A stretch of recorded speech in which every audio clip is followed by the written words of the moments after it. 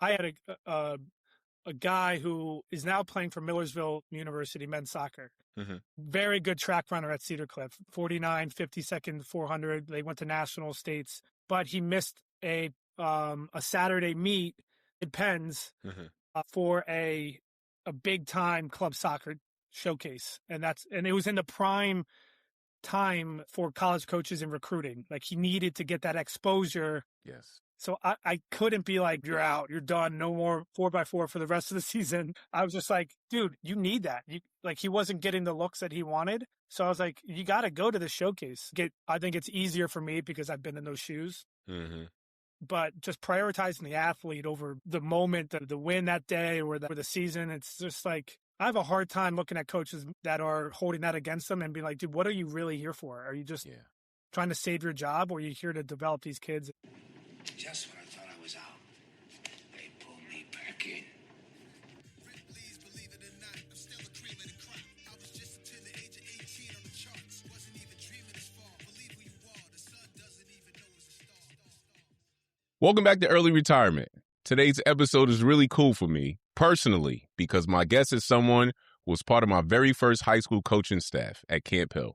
Coach Brian Osborne, most people know him as Coach Oz, was my JV coach and varsity assistant when I was just starting out. And since then, his journey has taken him to some pretty cool places. Coach Oz has coached high school basketball, high school track and field, and went on to become a college head men's soccer coach, which is the role he serves in currently. And because he's lived in all of these spaces, he's developed a perspective on athlete development that I think is desperately needed right now, especially in an era where kids feel pressure to specialize earlier and earlier.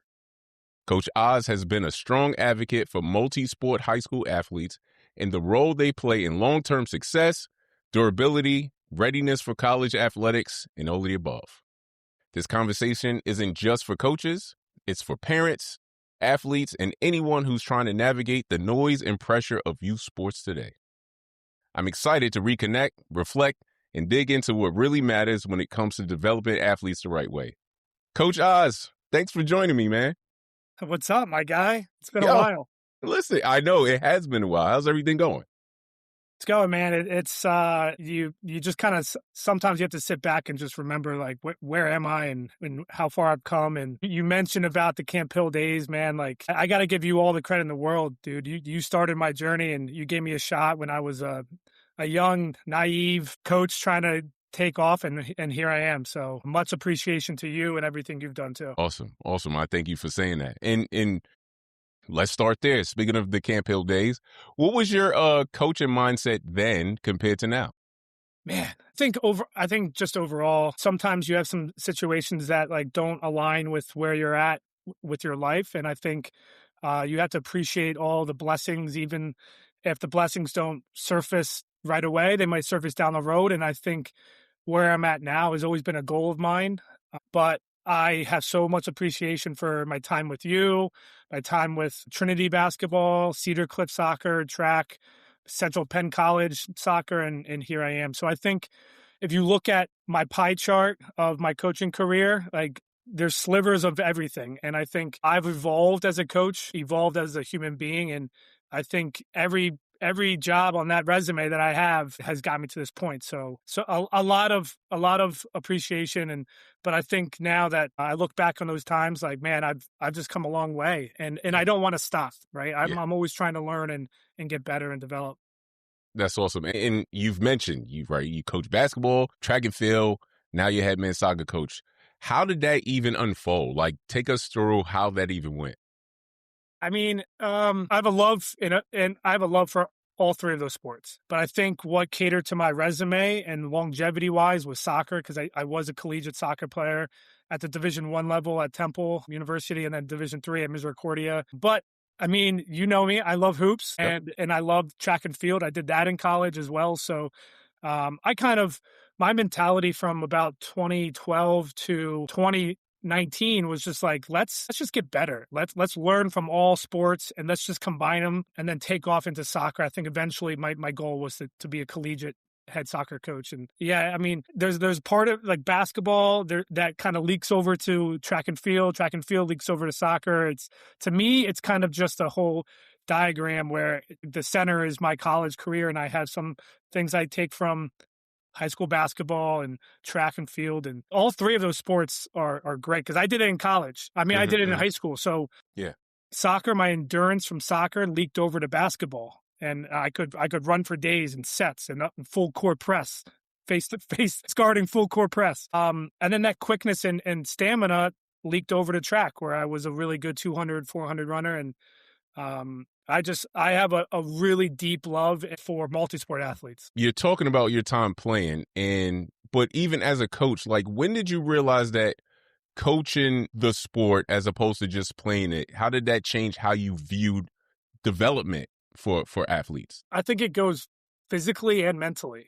When guys focus purely on the sport that they're in season, you have to micromanage your own career, if that makes sense. Like basketball, you're focused on quickness and lateral movements and vertical explosiveness. And then you can go over to soccer and you can work on your stamina and your cardiovascular capacity and your footwork. So it's interesting because I look at guys that specialize in the sports and then I compare it to multi-sport athletes, and they're both at this level. But I think, and I'll dive more into it as our conversation continues, but I think really the biggest plus side of being a multi-sport athlete is the mental side, I think. But I mean, you see it both sides. Both my kids are going to play one sport when they go to college, but they played multiple sports. My daughter played the longest. She played everything. She played soccer. She played basketball. She obviously played softball. I remember when both of my kids played basketball and soccer, I saw so many similarities. It was just like you dribble with your hands or you dribble with your feet. But either way, you have to be very skilled, but you also obviously have to have a level of athleticism. And so my question to you is, what did basketball teach you that might have helped you later on in soccer? I think that the vertical side of the game for soccer was a natural thing for me for basketball, like going to meet the ball at the highest point, being first to the ball in the air. Like, I think my ability to score on headers was directly correlated with my ability in hoops to get up to the rim and get up to the backboard and rebound. So I think that was like the first thing, because I scored about 7 or 8 goals in college purely off of headers because I could jump over everybody. And it wasn't because I did box jumps and squats for soccer. It's because I played so many years of basketball. So I think that side of things, when those seasons would overlap, freshman year soccer, basketball, sophomore year soccer, basketball, junior, you could just tell eventually my piggy bank for my vertical explosiveness was just way higher than all the other soccer players on the field. So you're not going to see immediate impact, but like eventually down the road, you're going to be like, wow, like I think that's directly because I played the other sports. Yeah. You've been pretty vocal about the value of multi-sport, high school athletes. Why do you believe they're better prepared for college athletics? I mean, I think it's probably for the reason that most people don't think about. And I'll give you guys a scenario. So everybody thinks that multi-sport athletes, it's for collegiate, it prepares you physically and maybe mentally tough, being able to balance the workload of being a student athlete over the course of 6 to 8 months. What I think is the biggest benefactor of being a multi-sport athlete is role capacities. And my life and my career is a prime example. I was the 7th or 8th man off the bench at Trinity High School. Okay. I was not the go-to scorer for hoops. I loved it. I loved my role as a guy who comes in, a defensive specialist. I wasn't taking the sets weren't set up for me to take the shot. I came in and did all the dirty work. So I loved coming off the bench and having an impact. Soccer, I was an all-state forward. I was scoring all the goals and getting all the newspaper articles and getting the college attention. So I think those two roles prepare me way better for college soccer than someone who played one role for 4 years. It's really difficult to go from the top of the totem pole in high school to the bottom. Yeah. That's rarely ever do you see a freshman go from the top to the top. I mean, you need to work your way up. You need to be acclimated to the level, the speed of the game. But I think I ran into a lot of my teammates in my class struggled. He said, I scored 40 goals a season. I was all state. I was a player of the year for 4 years. Why am I not playing? I'm like, well, dude, it's a different level, man. Like, it's you got to be able to accept your role. And right. I think, so I always say, like, put yourself in as many roles as you possibly can to prepare yourself for the collegiate level. I also think you throw in track, like it's such an individualized sport. And I think I was in the uncharted waters where I really didn't know how to come out of blocks. I didn't know how to pass off a baton. God, triple jump.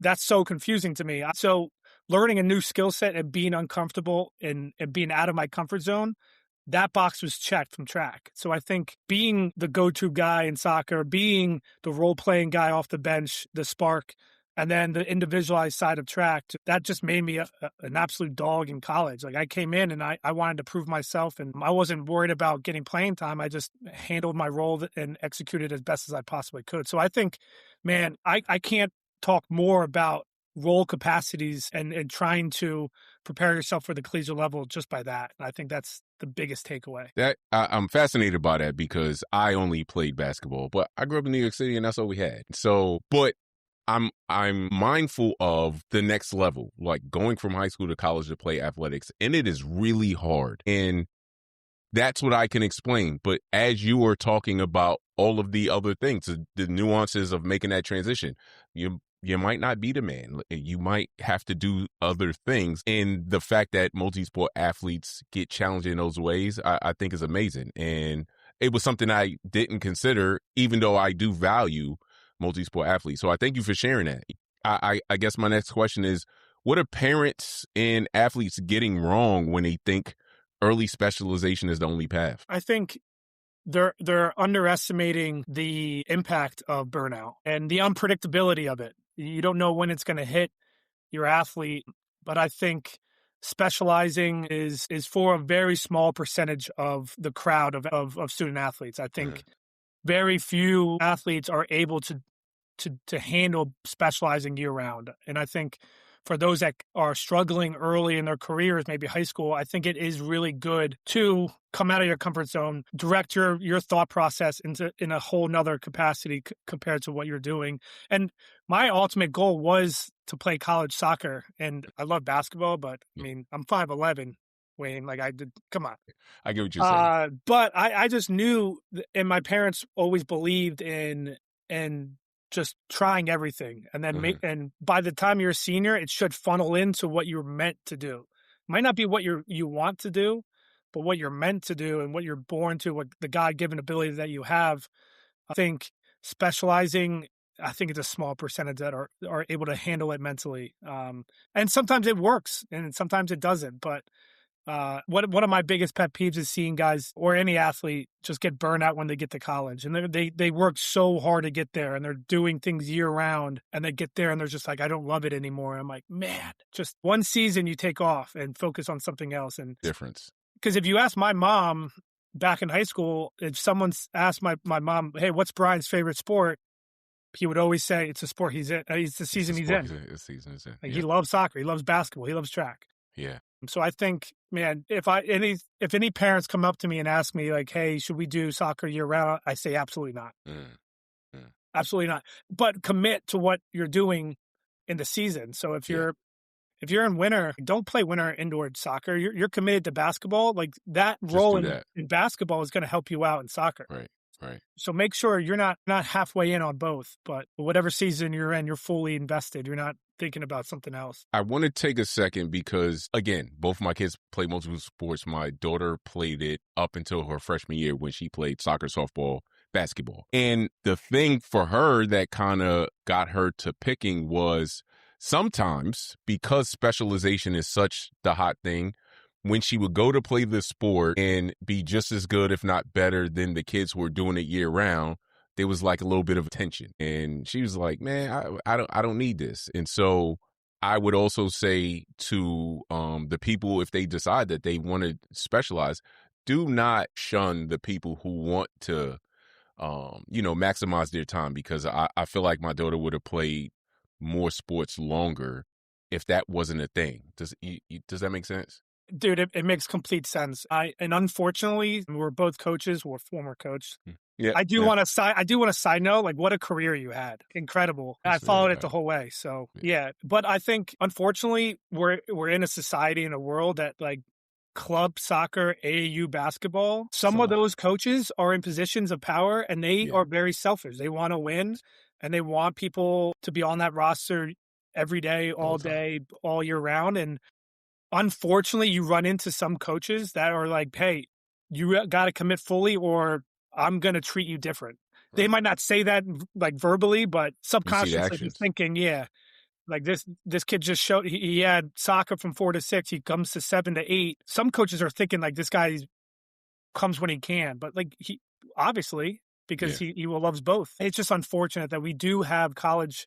I mean, we do have coaches in AAU landscape and club soccer that are just they're selfish and they just want their program to win and they're not really focused on the development of athletes. And I loved in track in the spring. I loved when my track runners had to leave practice and go to club soccer practice. Some of them played at a high level and Yeah. I was like, you know what? Like don't do these last 2 reps of this sprint workout, go to your soccer practice. Right.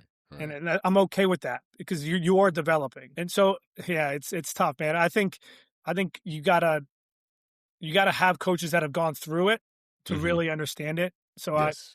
I appreciate there's some times where I have college soccer guys that are leaving a meeting early to go to track practice. I'm like, that's fine. Yeah. I love Yeah. it. That, I mean, I would imagine that that's pretty awesome. You said as a college coach, let's talk about your perspective. What did multi-sport athletes, like, what do they do consistently better? You know what? And I'll give credit to basketball because I'm a collegiate soccer player. But I think basketball, the next play mentality, it's so obvious when you got a guy who's played hoops before at a high level that they just have that next play mentality that Coach K obviously talked about throughout his career. But he always mentions like you got to the quick transition of possession in basketball forces you to have a goldfish mentality. Like you got to forget about that play. You got to work on defense. So I think I appreciate it a lot when I see a recruit and on his resume says it says varsity basketball. Because I just know I'm going to get a grinder and a guy who can a really short memory from play to play. So that's one of the biggest things at the college level. It's such a quick transition from attack to defending, and you can't sit there and admire your 3-pointer and like do the whole like whatever. Like you got to get back on D. Like you can't worry about that kind of stuff. So I think I have a kid right now who's a freshman, going to be sophomore next year, who played a lot of games for me, started a few and scored some goals, but he's varsity basketball, high school, varsity baseball, high school, and he's just a dog. He might make a mistake, but he quickly counter presses and goes to win the ball and puts everything on defense. So I think basketball, man, I think that is a selling point to me on the recruit resume. One of the guys who plays for Hershey, Jack Zakovich, he's a big time recruit for me, and I just love it that I can go to his games for high school basketball for Hershey, and I can watch him play, and he's an absolute dog. So I think the quick next play mindset's such a huge asset at this level. Yes, man. And you said you're talking about the resume and things like that. When you're evaluating athletes for the college level, what separated the ones who thrived from the ones who struggled? And you said something about the next play mentality. Is there anything else? I mean, I think I talked about before just the role capacities of athletes, seeing they have multi-sports on their resume, I think is just one that's a huge green flag for me. But the ones that struggle, when I see on their resume, I see a lot of transactional information. So they're all about the accolades. And this is even in the emails. They're all about the accolades, the stats. Their how many games they started and some awards that they've gotten over the year. I'm like, that's great and all. That's awesome. But I want to hear from your mouth, what are you going to do for us? Like Right.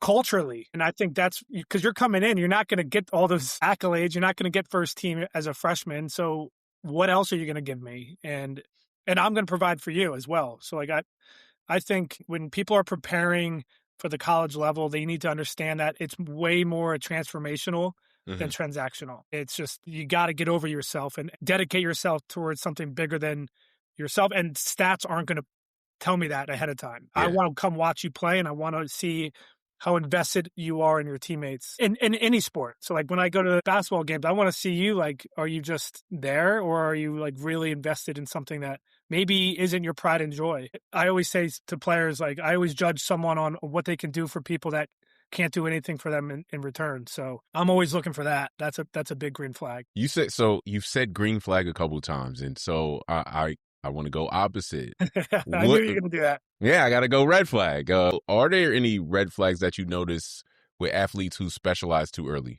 I think that they don't have the capacity to take a break. I think that's super, super important at this level. Stay away from mental Yeah, league? yeah. And Okay. I think when people specialize and they're doing fall workouts and they're going into their seasons and then they're going into AAU or club and then they're got a personal trainer over the summer, they really struggle with taking time off and understanding that that's just as important as the reps that you have in the gym when no one's Right. watching. I Yeah. think because it is such a grind, and it's the college level at any sport at any level. It's just so hard to balance from August to May. Mhm. And there's a benefit to that because employers and organizations and hiring managers are going to see like this dude can balance a workload. He can work well with the team. Yep. He can handle adversity. He's got a team first mentality. So I think understanding that you do need to take a break and you do need to rest is really important for the people that specialize. And doing another sport helps with that too. So like taking your mind off of it. But the other thing, the second one is unrealistic expectations.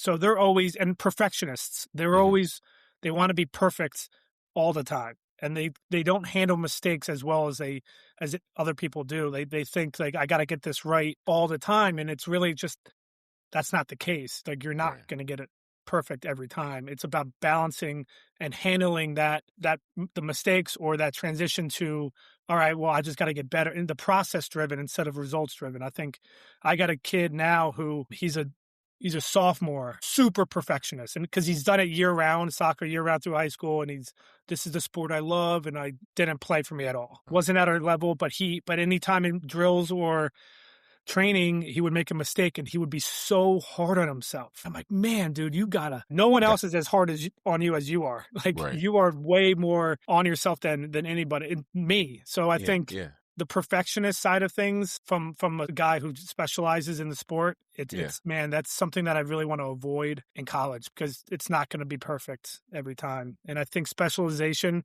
trains that. Like I got to do it until it's perfect. Right. And because that's the only thing I have. Like, this is all I have. This is it. Yeah. And I'm like, man, no, it's not. It really isn't. I talk a lot, I mean, just basketball, but people get so laser focused. I'm like, these dudes, like, they're whole human beings. Like, they are not just basketball players. And so it sounds to me that even from a sports perspective, it's the same concept. Like, just locking into one thing does not produce better results. You know, being able to broaden your horizons sounds like the way to go. And so my next question to you, if a high school coach is listening right now, what would you encourage them to do differently when it comes to athlete development? Shorten the leash. I think if a kid can be there for practice from 4 to 6, don't hold it over their heads if they're leaving directly after the handshake or the huddle to go to another sports practice. I think you got to be okay with it. If someone's primary sport is not yours, you got to be okay with it and you got to let it go. Yeah. And focus on the time that you have with them instead of focusing on the time that you don't have with them. There was a girl, Cedar Clip track, a girl that was a very, very high level soccer player. She's now playing for University of Penn. And I knew track would be her secondary sport. I always knew it, and I was okay with it. And I'm like, listen, I got to prioritize the development of the athlete over what I want for my program. That's the first and the most important thing from a coach's perspective is just you're there to develop kids. So if I can help out in any way, awesome. If we can work on handoffs when you're available, let's work around that. That's fantastic. But I think just letting go of that side of the selfish coaching side of things and being like, you need to be all us right now. Not the truth, man. Like if they're there for practice 4 to 6 and they're dogs and they're focused completely on what else are you expecting from them? So I always prioritize like the athlete's dreams and goals over my aspirations of winning a season or winning a game. I had kids I had a guy who is now playing for Millersville University men's soccer. Very good track runner at Cedar Cliff, 49, 52nd, 400. They went to national states, but he missed a Saturday meet mid-Pens Saturday meet for a big time club soccer showcase, and it was in the prime time for college coaches and recruiting. Like he needed to get that exposure. Yes. So I couldn't be like, dude, you're out, you're done, no more 4x4 for the rest of the season. I was just like, dude, you need that. Like he wasn't getting the looks that he wanted. So I was like, you got to go to the showcase. Like if you're Yes. going to, and I think it's easier for me because I've been in those shoes, but just prioritizing the athlete over the moment, the win that day or the season. It's just like, I have a hard time looking at coaches that are holding that against them and being like, dude, what are you really here for? Are you just trying to save your job, or are you here to develop these kids? And I think that just goes a long way. Like right now I have a ton of athletes I had at Cedar Cliff track that are all focused on other sports, and they're doing great.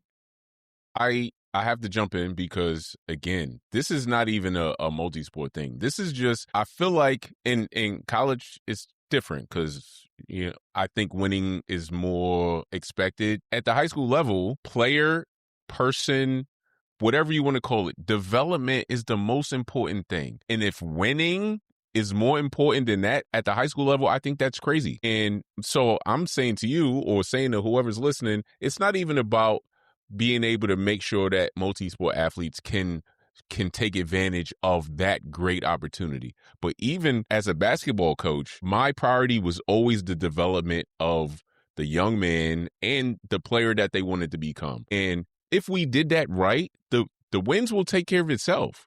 But the goal to just win at all costs or whatever, how some people, like, that was never a thing. And it should, I don't know that it should be a thing at the high school level.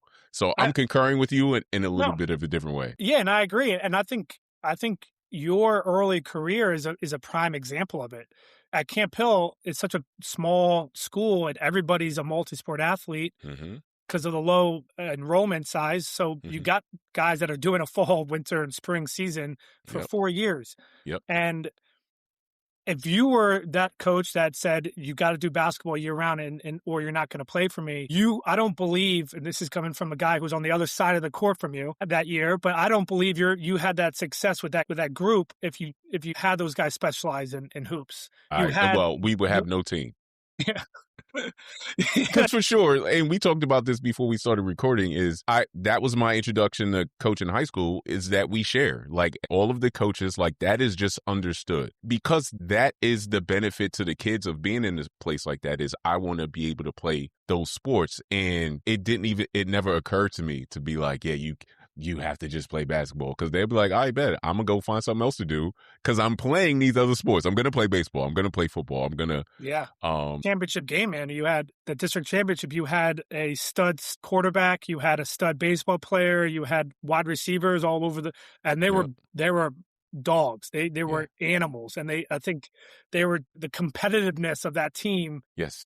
Didn't just come from Coach Fletcher and basketball. It was football, baseball over a course of years. And then, it culminates when you want it to culminate at the perfect time. And it's just like a cool thing to watch. And especially when we inherit the football players, because the football players would always be late to basketball because they were winning. But you know what they did? They brought that winning attitude to our practices. And that you can't replicate that. When people have an expectation and understanding of what success looks like because they just did it, it just rubs off on everybody else. So, obviously when I went to coaching at a bigger school, it's a little bit, I'm still there, so I don't want to say crazy things, but there's a little less sharing and there's less opportunity for kids to do that. And I wish that it wasn't the case. So I don't know, maybe as this thing comes out and people take a look at what's really important, maybe that will become a thing, even at a big school. But go ahead. And I experienced it at Cedar Cliff. It's just as big as Central Dauphin. And you had football guys that are coming down to track workouts right after football lifting. And I'm like, I'm not going to get anything out of these kids because they just heavy squatted for an hour. And so I think letting go of being like, okay, listen, you're in spring, you're focused on this, because ultimately it's going to benefit your program. Like, so I think when I tell coaches and I talk to high school coaches, I'm like, just let go of that leash a little, because eventually that athlete's going to stay by your side when you want to win the most. So I think, that was a fantastic analogy, but I just think I can't speak more about letting athletes focus on their prime sports, but also if that's not yours, then dude, be cool. Like, just let it, yeah, be easy. This episode is being brought to you by My Jersey Designs. If you're looking for digital replica jerseys, go to myjerseydesigns.com and they'll take care of you. With we've been talking about the athlete and we've been talking about the coaches. Parents, what should parents stop worrying about at this point? Man, I think, well, one, I think this, we talked about the specialization. I think you don't need to go to every showcase and every ID clinic. Coaches will find you. I mean, yes, initial contact is really important, but I think if you're that good, you're going to surface and coaches are going to find you. Like, I think that's really important. But I think when I talk to parents, and I deal with a lot of them with the club scene right now, and they ask me like, what are colleges looking for? I think we talked about it. I think a competitive nature, and then understanding your role as best as you possibly can, whatever you're in that. And I think that helps resumes, but also I think it helps parents take some pressure off some parents sometimes. When parents are so hyper focused on the transactional side of things, I think that's the unfortunate world that we live in right now. Is you got parents coaching from the sideline and they're telling the kids to shoot, but the kid's an awful shooter. Like, it's just tough. Dribble, like the guy can't dribble. Like, it's just one of those things that like every parent is focused on the transactional side of the sport. Right. Just focus on them developing and growing as an athlete, as a human being. I think you see parents all the time complain about fouls or calls. But can you imagine if refs or coaches came into their office, into their cubicle and yelled at them for about 48 minutes? Not easy. So I just think value support over guiding your athlete, like from a perspective that you don't really understand. I think you see all the time the biggest issues you have with parents and athletes and high school, college coaches are the ones that haven't been in those shoes before. I think the fact that you guys have played college athletics has really helped your kids out, to be honest. And I think you sit back and you're there for support when you're not at the helm, and let them develop on their own and make decisions on their own, fail on their own. So we just had a college info night the other day, and I'm telling the club soccer crew, it's girls and boys, I'm saying, and parents are asking, what can we do? I said, absolutely nothing. Yeah, chill out. Don't do anything. Hey, it's really fun to watch you play. You had a great game. Did you have fun? Like, those are things. Don't get in the way of your kids' successes, but also don't get in the way of your kids' failures too. So, just as important. Yeah, man. The idea of trying to shield them from all things bad doesn't make for a great, well-rounded person. And I will say later on in my life or at some point, my wife and I will share our experiences, because one thing is for sure, we were able to, as hard as it is, as a parent, to watch our kids fail at times. They had to do it, and we did not protect them from it as much as we wanted to, because we want them to feel better, but they're better off from that whole thing. And that's what we did growing up too. So I don't want to get on one of those soapboxes, but I agree with you. And I think about, or at least I'm thinking about the earlier part of the conversation when you were talking about the kids or the players, they work so hard and then they burn out right when they get to college. What are signs, if a kid's in high school and a high school coach or a parent or even the kid himself, like, what are signs that a kid might need a break or a second sport? I think when they handle adversity, they're quick to handle it in the wrong way. I think they're a short fuse, if you will. Like, if someone has a bad practice and they storm off, instead of like sitting there and digesting it and kind of maybe even debriefing with the coach or another player, I think a short fuse mentality, I think, is a quick early sign of burnout. They're just, they deal with the frustration too quickly and their emotions are too bought in. Yeah. Their emotions are too involved with digesting. Responding. Yeah. And I think that's like a big flag. I just also think, I look at body language, man. Like, I think when you see dudes show up to a training session and their shoulders are shrugged and they're kind of really lethargic, getting their shoes on and getting into warm-ups and then they're leaving as soon as practice is over, they're just like grabbing the stuff and out of there. It's almost, it looks from a outside perspective, it just looks like you're there because you have to. Yeah. And I think I have some current guys that I have to have conversations with. I'm like, is this really what you want right now? Yeah. Not Yeah. what you have to do. Like, and that's okay. You're not hurting my feelings if you say, Coach, I'm exhausted, man. Like, I just can't do it. Yeah. And it's unfortunate because that's coming to surface with me. And I think it was over a long period of time, things stacking up. And then Yeah. when you're in college and you're going through a rough time, handling your new role, you're not playing, you don't know why you're not playing. Coach doesn't talk to me, or I have no friends on the team. I think it amounts, it builds up over a long period of time. So I think it's just unfortunate. College coaches have to deal with it sometimes. Some high school coaches do too. Yeah. But Yeah. I hate when guys are like, I fell out of love with the game.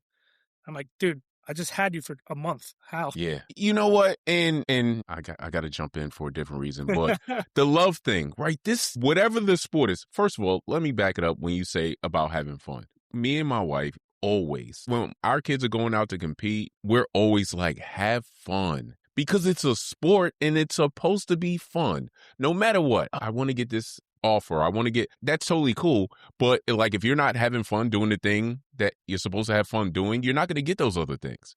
So that's the first part. And when you talk about the kid being lethargic or like looking like they need to be there, again, like that's one of those, I guess I would agree in understanding that will be a sign for them to think about other things. Because when you're in high school, you're usually the person. You're the guy, you're the girl. In your sleep, you're probably better than most of the people in your team.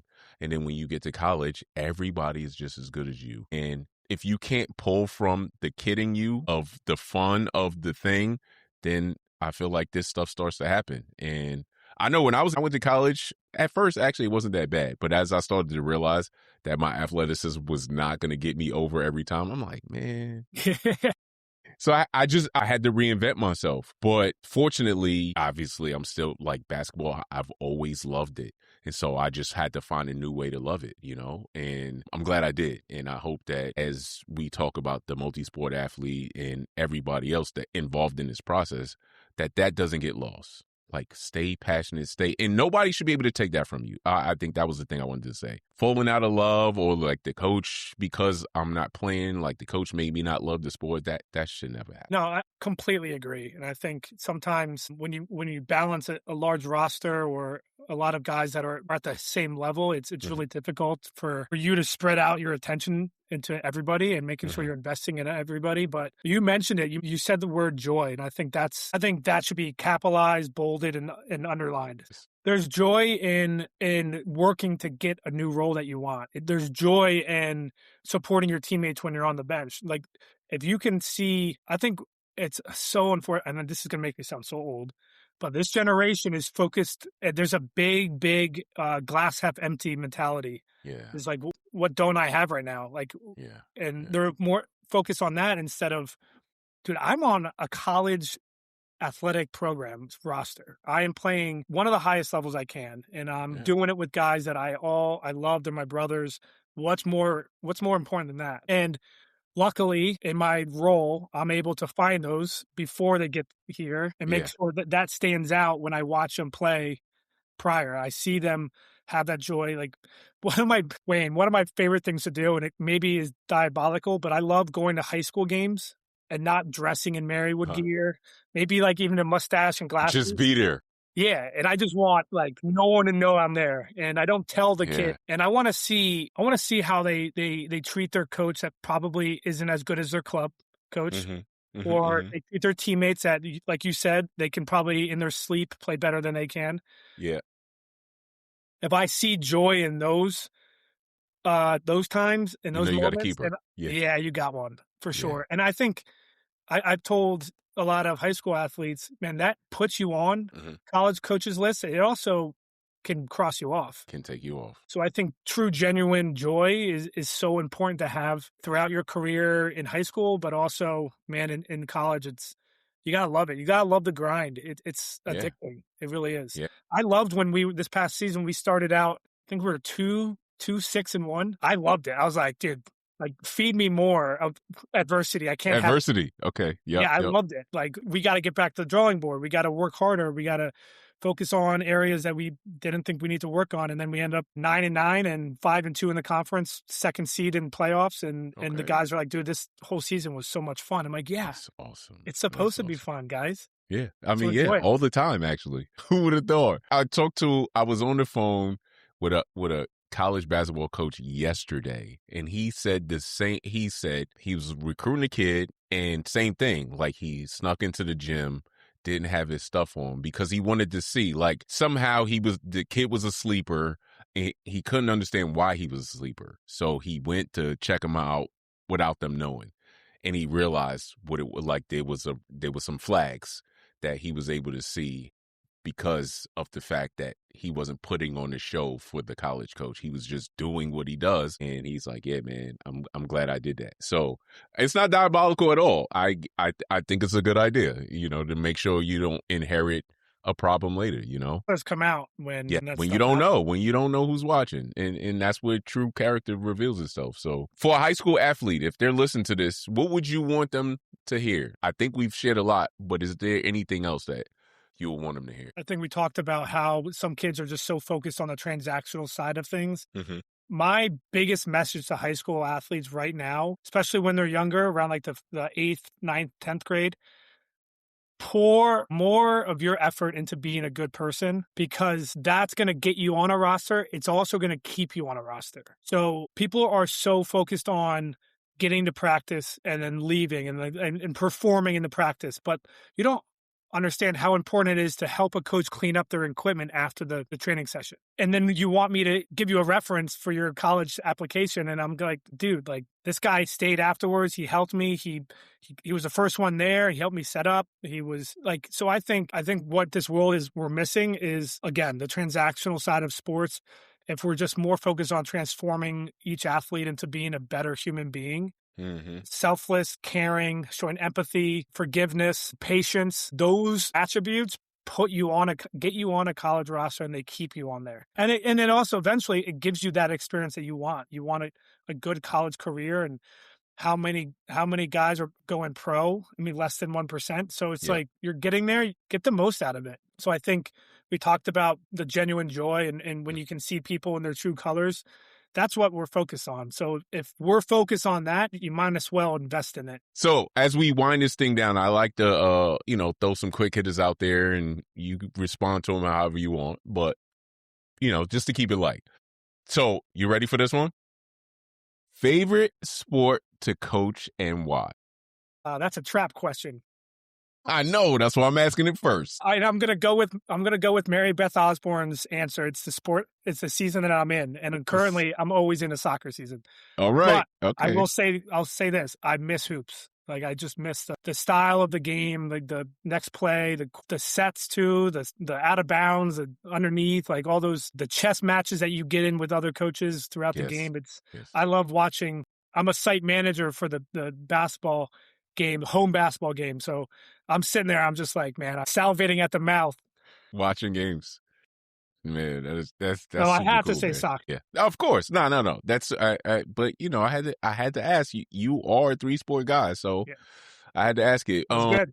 What's a myth about recruiting that you wish would go away? I think the biggest myth is giving everything in one spout and getting all the information in one moment. An example of this would be, I get an email of 3 paragraphs of why this guy wants to play. This is his major.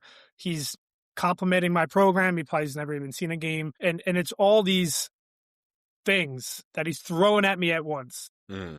And vice versa. Like, coaches, you don't want to throw all your cards at them like in the first hand. You don't want to throw Right. You don't want to go all in on your first chip. I think valuing the process and being patient with the process. So Yes.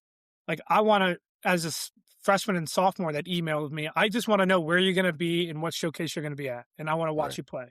That's Yeah. the first box. And then we can really, after that, sophomore year, junior year, we can dive into, get a little bit more depth in the conversation. Like, why do you want to play the next level? What makes Marywood the spot for you? And what's your end goal? What's your career job? And what's your end result? And stuff like that. I think just being patient people think they need to just throw information, and I think letting the process be organic over however long you're in it for. So some guys sophomore year, like I got an email from a sophomore 2 days ago. He's a 2028 kid. 4 paragraphs of just everything, and he's getting some of our stats wrong, and like our conference is wrong. I'm like, listen, man, like just scale it back. Come on, it's like a first date thing. You're not going to go in and ask the girl to marry you right out of the gates. Yeah, take a minute. Take a few dates. Yeah, meet the family, then go on vacation together. Like it's just. So I think the biggest myth I say to parents and athletes is like, don't just throw everything at once. Yeah. It's don't flood coaches with information. Coaches they have a calendar, they have a timeline, and they stick to it. So make sure that you're aligning with your prospective coach's timeline as well. So okay. Yeah. So don't rush the process. Let it slow roll. And that makes a lot of sense. What's one trait all successful college athletes share? That's a good one. I would say resiliency, and I think adaptability. I would say those are 1A and 1B. So being resilient, and I think that just summarizes everything we've talked about, handling your new role and being the top of the totem pole to the bottom. Adaptability, and I think that's just as important too. Like you got to adapt. You might be a 2-3 guard in high school. Guess what? You're going to be in college. You're probably going to be a point. Like you might be a center. You're a 5 in high school. You're probably going to be a 3 or 4. So being able to adapt and understanding that like everything's not going to work out the way you planned. It's just you got to handle those little bumps or the swerves in your journey just as well as a straight line. So resiliency, being tough enough, handling the imposter syndrome sometimes. Some people are like, am I even good enough to play here? Why am I think resiliency and adaptability are the 2 things that I always try to remind our guys. Like let's get better at doing that. So an example, I have my guys this summer, they all have to do something they're not comfortable with doing. So I got a kid who's he's taking Toastmaster classes. So he's terrible at public speaking. He's going to learn how to public speak. I got a kid who has terrible endurance. He's going to run half marathon this summer. So it's like, let's enjoy doing the hard things. Man, that's great stuff. I'm going to leave you with this one. What's the best lesson coaching multiple sports taught you? I think I've learned patience over the course of 10 years, 11 years, patience with athletes development, but also understanding, I think, the generation. I played in a millennial generation where it's like drill sergeant, very militant. You're doing it this way or you're running forever. If you can't do it, I'll get someone else to do it. Yes. And I think starting my career with you in 2012, and you see the evolution of the athlete over the decade, it's kind of crazy. And adaptability for the coach's side of things is just as important. I think, and Coach Kostelak at Trinity taught me that. Like, I mean, he's still coaching and he's still winning and he's got to learn to adapt. Amazing, that guy. Yeah, it's wild. So, I mean, I think I have appreciation for that. Like just understanding that you have to have patience and you have to develop and you have to cater to your audience instead of the audience catering to yourself. Asking questions more. Like I do more collaboration than most college coaches. I say, guys, how do you want to play? My style of play is your style of play. So I want you guys to be as comfortable as possible. I'm not going to force you guys to play a certain way. And I want you guys to enjoy and not be frustrated. And I think that's what is going to get us results. Yeah. Coaching all the sports, the individualization and track and the basketball next play and soccer, my career playing and coaching. I think it's just all culminated to just having a high level of adaptability and patience. That is amazing. Before we rapidly wrap, you brought Coach Kostelak's name up.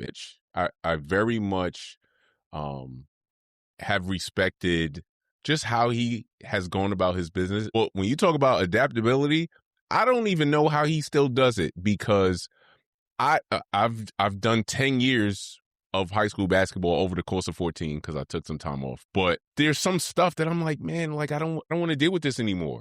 And he has done it at a high level over decades.